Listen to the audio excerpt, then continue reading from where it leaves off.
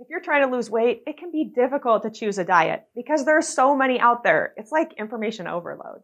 Marketers love to slam you with buzzwords that make the diet they're pitching sound downright magical, as if there's some kind of metabolic advantage gained by cutting out certain foods or including others that makes the number of calories you eat totally irrelevant. You'll hear everything from hormone manipulation to nutrient partitioning, inflammation, and of course, ketosis. But the truth is much less exciting. The reason any diet works is for one reason and one reason only. You're eating fewer calories than you're burning. And sometimes it's not that obvious. It may not seem like you're eating less because you're not consciously counting your calories or lowering your food intake. But behind the scenes, that's why these diets are working. In this video, I'll tell you about the 4 ways that diets will trick you into eating fewer calories even if you're not aware of it, how many popular diets fit into that, and what diet will be most effective for you.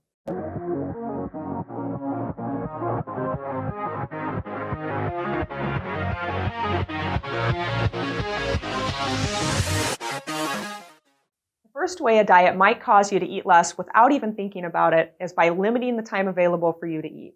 So this includes diets like intermittent fasting or eating all your food before 5 or 6 p.m.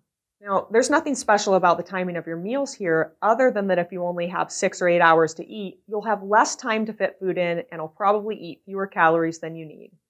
And with intermittent fasting protocols where you go without food for an entire day, odds are you'll reduce your average calorie intake for the week.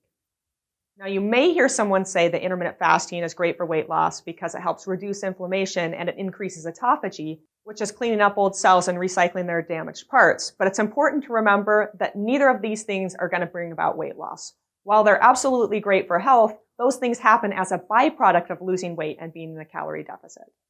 If you compare 2 weight loss diets where you're eating the same amount of food but distributing your meals differently, you'll lose the same amount of weight and experience a reduction in inflammation and increased autophagy in both diets. So again, there's no fancy mechanism outside of eating fewer calories that's driving weight loss here.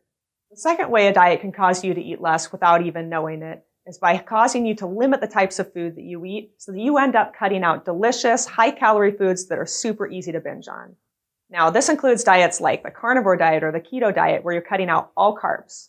That means you're cutting out a lot of things that taste good and aren't very filling, like bread, cookies, candy, and other processed foods, while increasing your reliance on protein, which is super filling.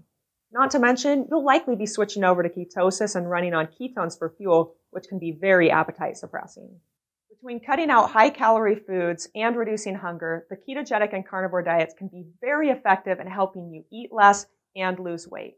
But remember, that's because you're cutting out calories, not because you're going into a state of ketosis or because you're cutting out carb-rich foods. With low-fat diets, you're also cutting out a lot of food that has a ton of calories. Fat has 9 calories per gram and tastes great. And when you combine it with things like salt, sugar, and other carbs, it tastes even better. Your brain loves it, and food companies love to create products with just the right blend of each to keep you wanting more. When eating fatty food, it can be hard to not overeat, but when cutting it out, you often end up eating less and losing weight. Similarly, a vegan diet can help you eat fewer high-calorie foods while encouraging you to turn to foods that are lower calorie and way more filling. For example, fatty cuts of meat can pack a lot of calories, while plants tend to be low in calories and high in fiber. Relying primarily on plants means you'll probably eat less while feeling more full. Paleo, clean eating, the raw food diet, and Whole30 each work in similar ways. You tend to eat more whole, high-fiber, and satiating foods while eating fewer processed, less filling foods that are higher in calories and easy to binge on. And a lot of these diets can be healthy since many of the foods you're encouraged to eat are high in vitamins, minerals, antioxidants, and other compounds that are great for you. But again, remember that none of these things have value as energy or matter for weight loss. It's all about the calories. The third way a diet can cause you to eat less without you knowing it is by lowering your desire to overeat. For example, with intuitive eating, you're taught to tune into your internal cues of fullness, which may cause you to eat less. And with diets such as the ketogenic diet or vegan diet, you're eating more satiating whole foods that may also be less likely to trigger binges and more likely to help you keep calories in check. And finally, the fourth way a diet may cause you to eat less is by restricting the amount of food you eat. And you may or may not even be aware of this. For example, most meal plans, such as Nutrisystem, are designed to reduce portion sizes and calories without you having to track anything. And with Weight Watchers, you're encouraged to eat less without necessarily realizing it because higher calorie foods are assigned a higher point value and you're limited in how many points you can eat. But with diets such as calorie or macro counting, also known as flexible dieting, you're consciously aware that you're eating less because you're actually tracking your intake of food and keeping your calories in check. Counting your macros also doesn't require you to cut out certain foods, which has the added benefit of making the diet much easier to stick to and way more sustainable over the long term. So all diets can work to help you reduce calories in one of those 4 ways. And you can have success with any of them as long as you can stick to the diet and as long as it helps you actually eat less.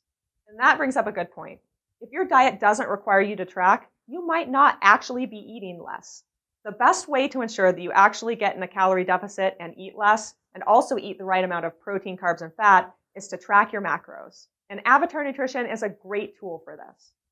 Avatar sets and adjusts your macros each week based on your body's response. So if you fall short of your weight loss goal one week, you won't the next. The system even changes its recommendations day to day based on what you actually track, so it's almost impossible to mess up. For example, if you eat way too much one day, the system can automatically adjust your recommendation the following days to get you right back on track. And the best part is that the system works by following the principles of what actually causes weight loss, rather than relying on unnecessary food restrictions and rules.